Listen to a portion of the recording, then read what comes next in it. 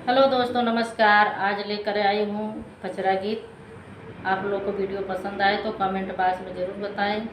आशा करती हूँ वीडियो ज़रूर पसंद आएगा। आप लोग सपोर्ट देते रहिए और मेरे चैनल पर बने रहिए और आनंद लेते रहिए। चलो शुरू करती हूँ। कचरा गीत लेकर आई हूँ।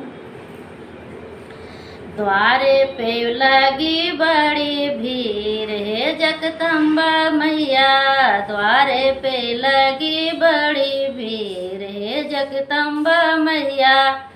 तोरे दुआरे मैया आन्हर पुकारे, तोरे दुआरे मैया आन्हर पुकारे। दे दे तू गोने के नयन माहे जगदम्बा मैया, दे दे तू गोने के नयन माहे जगदम्बा मैया। द्वारे पे लगी बड़ी भीड़ है जगदम्बा मैया, द्वारे पे लगी बड़ी भीड़ है जगदम्बा मैया।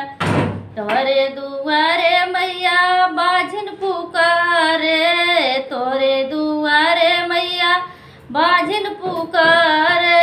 दे दे तू गोन के लालन माहे जगदम्बा मैया, दे दे तू गोन के लालन माहे जगदम्बा मैया। द्वारे पे लगी बड़ी भीड़ है जगदम्बा मैया, द्वारे पे लगी बड़ी भीड़ है जगदम्बा मैया। तोरे दुआरे मैया लंगड़ा पुकारे, तोरे दुआरे मैया लंगड़ा पुकारे।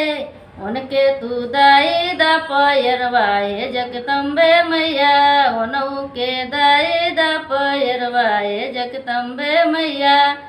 द्वारे पे लगी बड़ी भीड़ है जगदम्बे मैया, द्वारे पे लगी बड़ी भीड़ है जगदम्बा मैया। तोरे दुआरे मैया कोढ़ी पुकारे, तोरे दुआरे मैया कोढ़ी पुकारे।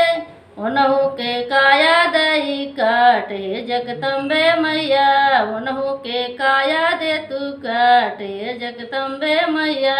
द्वारे पे लगी बड़ी भीड़ है जगदम्बे मैया, द्वारे पे लगी बड़ी भीड़ है जगदम्बे मैया।